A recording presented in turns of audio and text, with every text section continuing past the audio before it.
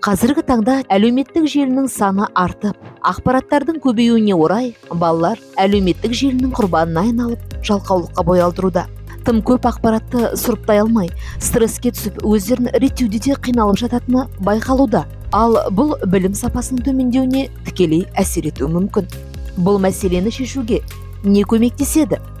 Ата-ана жұмысбасты болғандықтан, мәселені шешуге ұстаздар қауымы атсалысады. Сондықтан да мұғалімнің soft skills дағдыларын дамытуға арналған педагог-новатор деп аталатын тренажердің ықпалы зор. Себебі ұстаз өзінің soft skills дағдыларын дамыта отырып жұмыс жасаса, оқушыларға да үлгі болады. Нәтижесінде біз уақытын тиімді пайдаланып, өзін ретте алатын, өмір бойы білім алуға дайын оқушыны тәрбиелей аламыз. Бұл тренажер мұғалімнің өзін дамытуға арналған жұмыс дәптері 20 сағаттан тұрады және төмендегі тақырыптарды қамтиды. Бұл жобаның мақсаты мұғалімнің мәртебесін көтеру, оның soft skills дағдыларын дамыту. Мұғалімнің өзін және оқушыны түсінуіне көмектесу. Дисциплинаны, тайм-менеджментті ұстануға бағыттау. Кәсіби күйзелістің алдын алуға немесе одан арылуға үйрету. Өмір бойы білім алуға баулу. Сол арқылы жеке бренд ретінде ұсынуға болатын авторлық бағдарлама жазуға ынталандыру. Эмоцияны басқаруға дағдыландыру. Жауапкершілікпен мақсатқа жетуге жұмылдыру. Алғашқы сабақта мұғалім soft skills дағдыларымен танысып, өз бойында қайсысы жақсы дамығанын анықтайды және дәлел келтіреді.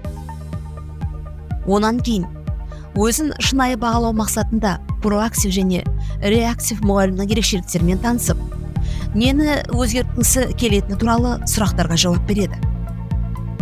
Келесі сабақта мұғалімнің өзін түсінуі және оқушыны түсіну үшін жалпы мұғалімдердің болмысымен танысып, сіз өзіңізді қандай мұғаліммін деп есептейсіз, неліктен олай ойлайсыз деген сұрақ төңірегінде талдау жүргізеді.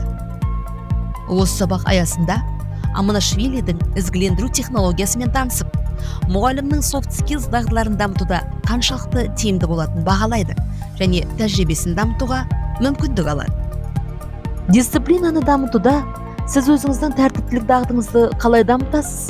Сіз қай ережені жақсы ұстанасыз? Неліктен? Деген сұрақтар төңірегінде ой өрбітіп, өзіндік зерттеу жүргізеді.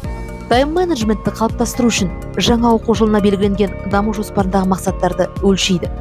Ол үшін Эйзенхауэр матрицасы бойынша жұмыс жасайды. Қайсы маңызды, қайсына басымдық беруге болады, қайсын бірден жасау қажет, ал қайсын жоспарлап қана қояды, қайсын басқа адамға тапсырып, тіпті тізімнен алып тастайтынын да айқындайды. Конфликтология тақырыбындағы сабақта мұғалім мен оқушы арасындағы қақтығыстарға назар аударып, мұның қаншалықты тиімсіз екені туралы ой толғайды. Кәсіби күйзеліс тақырыбына арналған сабақта мұғалімдер алдымен кәсіби күйзелістің себептерімен танысады. Сонымен қоса, жұмысыңызды жақсы көрсеңіз, сізде кәсіби күйзеліс болмайды деген пікірмен келісесіз бе деген талқылау сұрақтарына жауап береді.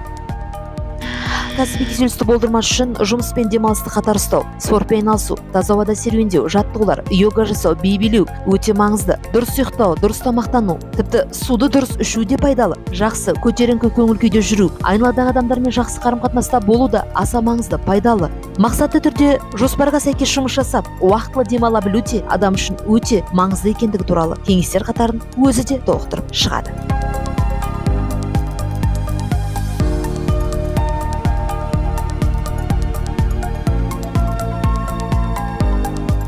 Осыдан кейін қатысушылар жұмыс барысында эмоцияны басқарудың кеңестерімен танысады және оның тиімді, тиімсіз екеніне саралау жүргізеді.